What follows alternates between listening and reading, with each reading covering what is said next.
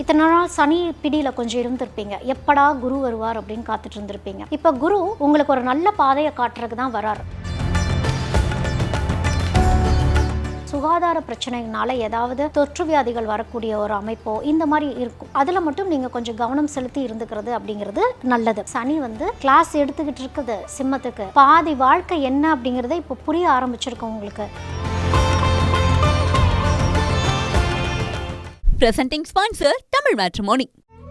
தமிழர்களின் number 1 choice Tamil matrimony. முந்திரி திராட்சை முழுசா இருக்கு. ஆச்சி பாயாசம் மிக்ஸ், ஒன்று வாங்கினால் ஒன்று இலவசம். அப்பவும் இப்பவும் எப்பவும் சென்னை அதிரடி கலெக்ஷன், சரவெடி celebration. Darling 3D Deepavali deals. நீங்கள் வாங்கும் ஒவ்வொரு பொருளுக்கும் 3 அற்புதமான தீபாவளி டீல்ஸ். சிம்ம ராசியில் இருக்கவங்களுக்கு குரு என்ன செய்ய போகிறாருன்னா நல்ல விஷயங்கள் தான் பண்ண போகிறாரு. அதாவது இத்தனை நாள் சனி பிடியில் கொஞ்சம் இருந்திருப்பீங்க. எப்படா குரு வருவார் அப்படின்னு காத்துட்டு இருந்திருப்பீங்க. இப்போ குரு உங்களுக்கு ஒரு நல்ல பாதையை காட்டுறதுக்கு தான் வரார். இதை நீங்கள் ஒரு நல்ல முறையில் உபயோகிக்கணும். அதாவது எப்படின்னா, சிம்மத்தில் 2 வகையாக இப்போ பார்க்கப்படுது. அதாவது ஒருவேளை கணவன் மனைவி பிரிஞ்சிருக்கலாம், இல்லை பிரிஞ்சிருந்து டிவோர்ஸுக்கு வெயிட் பண்ணிகிட்ருக்கலாம், இல்லை டிவோர்ஸ் ஆகி அடுத்த திருமணத்துக்கு வெயிட் பண்ணிகிட்ருக்கலாம். இப்படி எந்த நல்ல விஷயத்துக்காகவும் நீங்கள் எதிர்பார்த்துட்ருக்கீங்க. அதாவது ரொம்ப கஷ்டம் துயரம் பட்டுட்டேன், நான் இத்தனை நாள் இதே துயரப்பட்டுட்டே இருந்துட்டேன், இந்த துயரத்துலேருந்து நான் மீளணும், சுபமான சில விஷயங்களை நீங்கள் யோசிச்சுட்ருப்பீங்களா, நல்லது நடக்கணும் அப்படின்னு. அந்த நல்லது நடக்கிறதுக்கான அமைப்பு அப்படிங்கிறது உங்களுக்கு கண்டிப்பாக அமையும். அதே மாதிரி வெளிநாடு போகணும்னு நினைக்கிறீங்களா, வெளிநாடு போகக்கூடிய அமைப்பு, அந்த பிராப்தம், ஆன்மீகம் அப்படிங்கிற விஷயம் ரொம்ப நல்லா இருக்குது இந்த தடவை. உங்களுக்கு அந்த குருவோட அதிசார பயிற்சி நல்ல ஒரு ஆன்மீக தேடலுக்கான ஒரு விடை, அந்த ஒரு திருப்தி நிலைமை அப்படிலாம் கொடுத்தாலுமே உங்களுக்கு ட்ராவலிங் அப்படின்னு வரப்போ மட்டும் கொஞ்சம் ஹைஜீனிக்காக, அதாவது சுகாதாரமாக இருந்துக்கிறது அப்படிங்கிறது நல்லது. ஏன்னா உங்களுடைய உடம்புல உபாதைகள் அப்படிங்கிறது சுகாதார பிரச்சனைனால ஏதாவது தொற்று வியாதிகள் வரக்கூடிய ஒரு அமைப்போ இந்த மாதிரி இருக்கும். அதனால அதில் மட்டும் நீங்கள் கொஞ்சம் கவனம் செலுத்தி இருந்துக்கிறது அப்படிங்கிறது நல்லது. நீங்கள் திருக்கடவூர் அமிர்தகடேஸ்வரர் கோவிலுக்கு போய் பரிகாரம் பண்ணிட்டு வந்தீங்க அப்படின்னா எல்லாமே செழிப்பாகவே இருக்கும். தேக்க நிலைகள் எதுவும் இல்லாமல் சனி பிடியிலேருந்து கொஞ்சம் வெளியே சுபகாரியங்கள் அப்படிங்கிறது உங்களுக்கு நடக்க ஆரம்பிக்கும். சரி, எல்லாமே எனக்கு நல்லா தான் நடக்க போதா, அப்போ நான் பட்டுன்னு முடிவெடுத்துட்றேன் அப்படின்னு சொல்லி முடிவெடுத்துடக்கூடாது. ஏன் அப்படின்னா, இத்தனை நாள் சில தேக்க நிலைகள் அப்படிங்கிறதெல்லாம் சிம்மம் சில பேர் பார்த்துருந்துருப்பீங்க லைஃப்பில். இப்போ திடீர்னு எல்லாம் நல்லது நடக்க போகுது அப்படிங்கிறப்போ நிதானம் தவறக்கூடிய ஒரு அமைப்பும் அப்படிங்கிறது உங்களுக்கு இருக்குது. நம்மளை சுற்றி என்ன விஷயங்கள் நடக்குது, எடுக்கக்கூடிய முடிவு சரியானது தானா, கொஞ்சம் டைம் எடுத்து முடிவெடுத்துக்கிறது அப்படிங்கிறது நல்லது. ஏன் அப்படின்னா, உங்களுக்கு குரு இங்கே உபதேசமும் பண்ணிட்டு தான் இருக்கிறாரு, ஒரு பாடம் சொல்லி கொடுக்குறோம் வந்திருக்கிறாரு. ஏன்னா ஆல்ரெடி சனி கிளாஸ் எடுத்துக்கிட்டு இருக்குது சிம்மத்துக்கு. உங்களுக்கு அஷ்டமத்தில் சனி இருக்கனால பாதி வாழ்க்கை என்ன அப்படிங்கிறத இப்போ புரிய ஆரம்பிச்சிருக்கோம் உங்களுக்கு. இந்த தருணத்திலேருந்து இப்போ குரு ஜஸ்ட் ஒரு அப்கிரேடேஷன், அப்படியே கொஞ்சம் ஒரு விடுவிக்கிற மாதிரி, ஒரு நல்ல காரியம் நடக்கிறதுக்கு, ஒரு நல்ல நிகழ்வுகள் நடக்கிறதுக்குங்கிறப்போ புலப்படாது சில சமயங்களில். அந்த நேரங்களில் அவசரப்பட்டு முடிவு எடுத்த எந்த முடிவுகளுமே உங்களுக்கு சரியான முடிவாக இருக்கிறதுக்கு வாய்ப்பு ரொம்ப ரொம்ப கம்மி. அதனால் நிதானமாக முடிவெடுத்து, எடுத்த முடிவு சரிதானா அப்படின்னு குருஸ்தானத்தில் இருக்கவங்க யார்கிட்டையாவது கேட்டு நீங்கள் முடிவுகள் எடுக்கிறீங்க அப்படின்னா அது ஒரு நல்ல முடிவாகவே இருக்கட்டும். நீங்களே தாந்தோன்றித்தனமாக முடிவுகள் எடுக்காமல் இருந்துக்கிறது இந்த தருணத்தில் நல்லது. ஏன்னா ஆல்ரெடி உங்களுக்கு சனி இருக்கிற காரணத்தினால நிதானங்கிற பாடம் அங்கே சனி ஆல்ரெடி எடுத்துகிட்டு இருக்கிறதுனால சுபகாரியமாக இருந்தாலும் சரி, சுப செலவுகள் பண்ணுறதா இருந்தாலும் சரி, அது சுப விரய செலவாகவே இருந்தாலும் சரி, நிதானத்தோடு முடிவெடுக்கிறது அப்படிங்கிறது தான் இங்கே சிம்மத்துக்கு நான் சொல்லக்கூடிய ஒரு சின்ன அட்வைஸ் அப்படின்னு கூட நீங்கள் எடுத்துக்கலாம். மிதுனத்திலிருந்து கடகத்துக்கு குரு பெயர்ச்சியாகி போகிறார். அதே இது நவம்பர் மாதம் பெரும்பாலும் எல்லாரும் பயந்துக்கிறது யாருக்கு பயந்துக்குவாங்க? சனிக்கு பயந்துக்குவாங்க.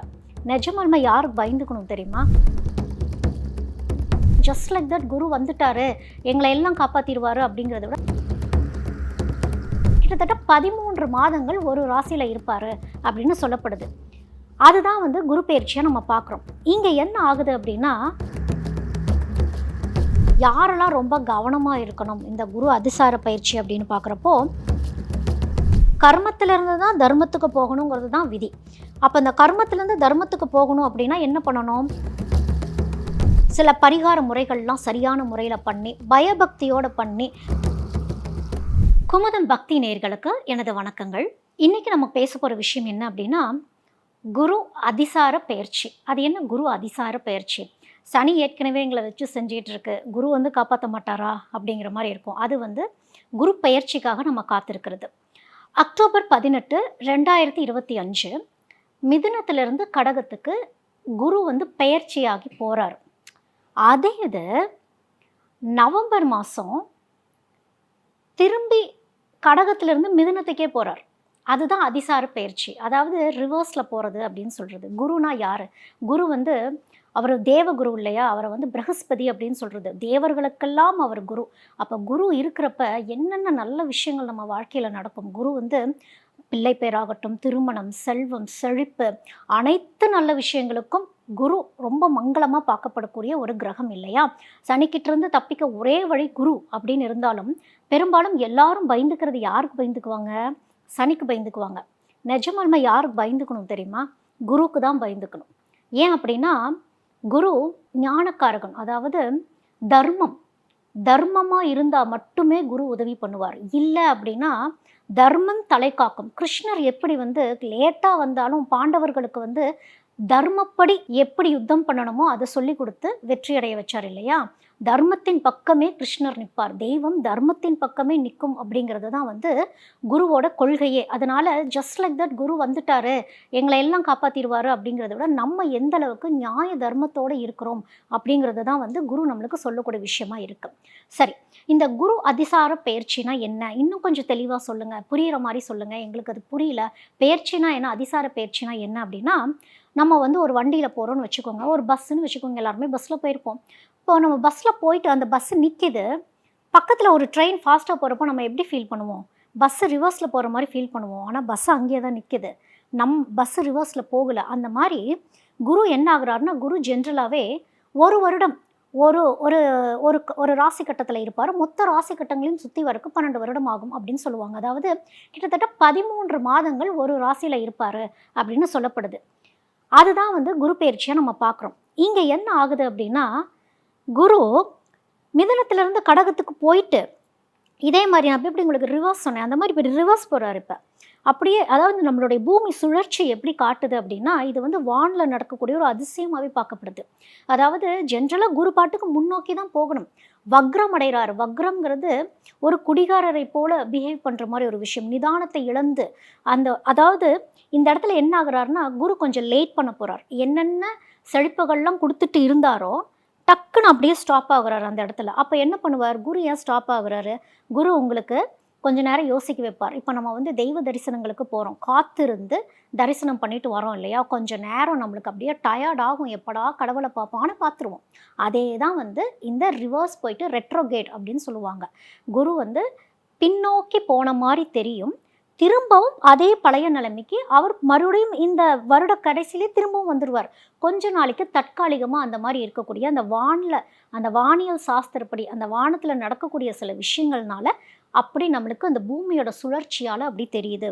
அதாவது குரு வந்து கொஞ்சம் கிராஜுவலாக, அதாவது சாதாரணமாக எடுத்தோன்னு ஒரு பெரிய வளர்ச்சி அப்படிங்கிறதெல்லாம் குரு கொடுக்க மாட்டார். நிதானமாக தான் கொடுக்குவார். சனி வந்து லேட் பண்ணி புல் பேக் பண்ணி கொடுப்பாரு. ஆனால் குரு வந்து க்ரோத்தை கொடுப்பாரு. உங்களுக்கு கண்ணுக்கு நேரம் தெரியும், ஆனால் உங்களுக்கு தெரியும் அந்த உழைப்பை போடணும், எனக்கு கண்ணு முன்னாடி ஒரு செல்வம் வரப்போகுதுங்கிறதெல்லாம் தெரியும் இல்லையா? அது இன்னும் நிதானிச்சு கொடுக்க போகிறார் அப்படிங்கிறது தான் வந்து அதிசார பெயர்ச்சி அப்படிங்கிறது அர்த்தம்.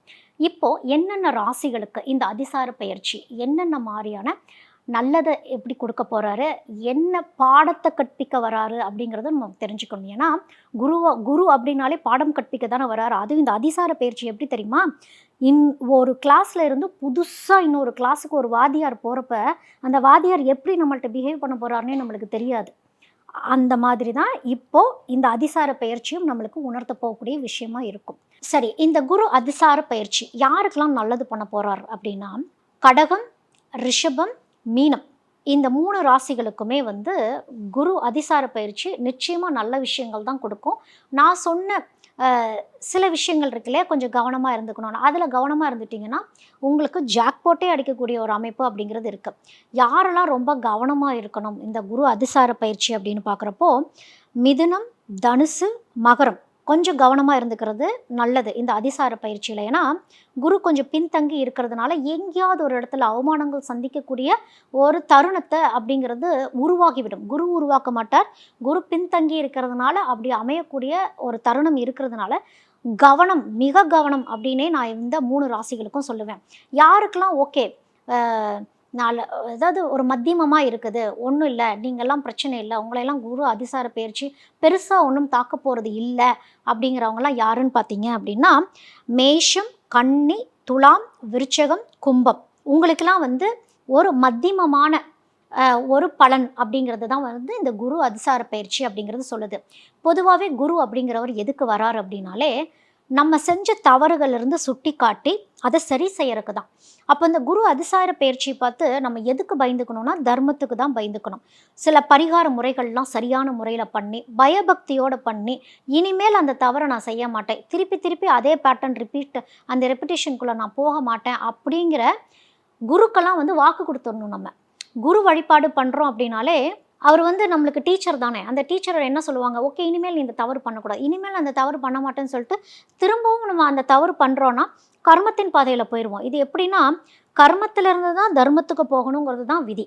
அப்போ அந்த கர்மத்திலேருந்து தர்மத்துக்கு போகணும் அப்படின்னா என்ன பண்ணணும், செஞ்ச தவறுகளை திரும்பவும் செய்யாமல் இருக்கணும். அதே போல் அந்த கம்ஃபர்ட் ஜோன்லேயே இருக்கிறோம் அப்படின்னா, ஒரு முயற்சி பண்ணாமல் இருக்கிறோம் அப்படின்னா தர்மத்தின் பாதையில் நம்மளால் போக முடியாது. குருங்கிறவர் ஒரு முயற்சி பாதையை காட்டக்கூடியவர். என்னங்கிறது ஒரு ரிஸ்க் எடுத்து பார்க்குறதுல தப்பில்லை, ஆனால் ரொம்ப நிதானமாக அந்த ஞானத்தோட நம்ம அந்த தெய்வத்தை நம்பி இந்த யூனிவர்ஸ் அப்படிங்கிற ஒரு விஷயத்தை நம்பி நம்ம செய்கிறப்போ குரு காட்டுற வழி அப்படிங்கிறது சிறந்த வழியாக இருக்கும். எல்லாருடைய ஜாதகத்திலையுமே வந்து குரு நல்லா இருக்கிறதுங்கிறது ரொம்ப நல்லது. சனிக்கு பயந்துக்கிறத விட குருக்கு தான் பயந்துக்கணும். ஏன்னா சனியாவது தண்டனைகள் கொடுத்துக்கிட்டே இருந்து திரும்ப திரும்ப சரி பண்ணுங்கிற மாதிரி இருக்கும். ஆனால் குரு ஒருத்தங்களுக்கு கெட்டுருச்சு அப்படின்னா மீள்றதுங்கிறது அவ்வளோ சாதாரண விஷயம் இல்லை. அப்போது இந்த குரு தட்சணை அப்படிங்கிற ஒரு விஷயம்லாம் இருக்குது இல்லையா, குரு தட்சணைலாம் செழிப்பானா குருக்கு வந்து கொடுத்து வழிபாடு பண்ணிட்டு வர்றது. அந்த குரு தட்சணையில் பேரம் பேசுகிறதோ, அந்த குரு தட்சணையில் வந்து இது பண்ணினா போதுமா அப்படிங்கிற மாதிரி அந்த வாக்குவாதங்கள் இருக்கிறதோ, சந்தேகமோ, குருனாலே சந்தேகமே படவே கூடாது. குருவை நம்ம சந்தேகப்பட்டுட்டோம் அப்படின்னாலே ஏதோ ஒரு வகையில் நம்மளுக்கு குரு தோஷமோ குரு பலம் கம்மியாக இருக்குங்கிறது அர்த்தம். அது குரு தோஷமாகவே பார்க்கப்படுது. அதாவது குருமார்களுடைய வழிப்படி போங்கன்னு சொல்கிறது இல்லை, குருமார்கள் சொல்கிறத கேட்டு அந்த பாதையை நம்ம பின்பற்றணும் அப்படின்னாலே குருவோடைய அருள் செழிப்பாகவே நமக்கு இருக்கும் அப்படின்னு சொல்லி நான் முடிச்சுக்கிறேன். தமிழர்களின் நம்பர் 1 சாய்ஸ் தமிழ் மேட்ரிமோனி.